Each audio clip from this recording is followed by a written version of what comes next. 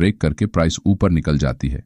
Price एक strong movement के बाद यहाँ एक बेस बनाती है और ब्रेकआउट के बाद फिर से अपना पुराना मोमेंटम कंटिन्यू करती है।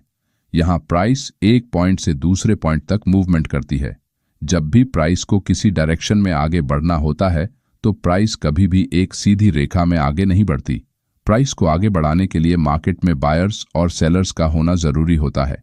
इसीलिए प्राइस आगे बढ़ते हुए हायर लोज और लोअर हाइज का फॉर्मेशन बनाती है, जिससे अलग अलग लेवल्स पर बायर्स और सेलर्स मार्केट में एंट्री और एग्जिट करते रहते हैं। प्राइस के इसी मूवमेंट या फिर एक्शन को ट्रेडिंग की भाषा में प्राइस एक्शन कहते हैं। अब कैंडल्स कैसे बनती है और उनके पीछे क्या साइकोलॉजी होती है ये जानेंगे। ये निफ्टी 50 का 5 फरवरी का 5 मिनट टाइम फ्रेम का चार्ट है।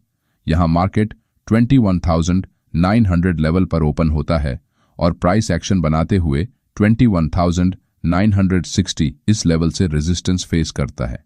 अगर आप चार्ट को ध्यानपूर्वक देखेंगे तो यहाँ प्राइस 21,950 से लेकर 21,960 इस लेवल से बार बार रेजिस्टेंस फेस कर रही है। इसका मतलब जब भी प्राइस इस एरिया में आती है, सेलर फिर से फ्रेश सेलिंग स्टार्ट करते हैं और प्राइस को नीचे पुश करते हैं।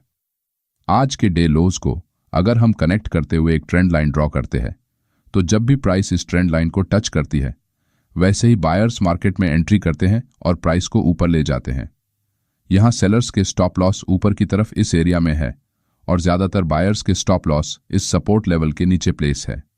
इसका मतलब ये दो लेवल्स अभी मार्केट में साइकोलॉजिकली सबसे इंपॉर्टेंट है, क्योंकि जैसे ही मार्केट इन लेवल्स को तोड़ने की कोशिश करेगा वैसे ही बायर्स या फिर सेलर्स की साइकोलॉजी डिस्टर्ब होगी और वो पैनिक में आकर अपनी पोजीशंस एग्जिट करने लगेंगे।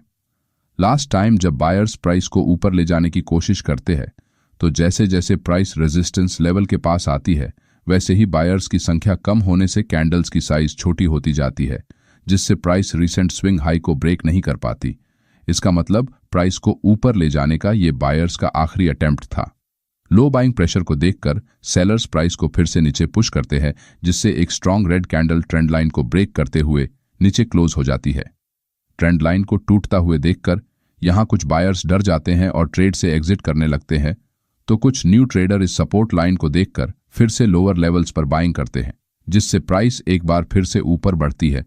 लेकिन सेलिंग प्रेशर ज्यादा होने के कारण प्राइस ज्यादा टाइम तक इस लेवल को होल्ड नहीं कर पाती और सीधे नीचे चली जाती है। यहाँ इस हैमर टाइप कैंडल पर बिग इंस्टीट्यूशनल सेलर्स मार्केट में आखिरी बार एंट्री करते हैं, जिससे प्राइस बहुत तेजी से बड़ी बड़ी रेड कैंडल्स बनाते हुए नीचे गिर जाती है। यहाँ इस ब्रेकडाउन के पीछे मार्केट की साइकोलॉजी आपको समझनी होगी। मॉर्निंग में 10 बजे से लेकर इस ब्रेकडाउन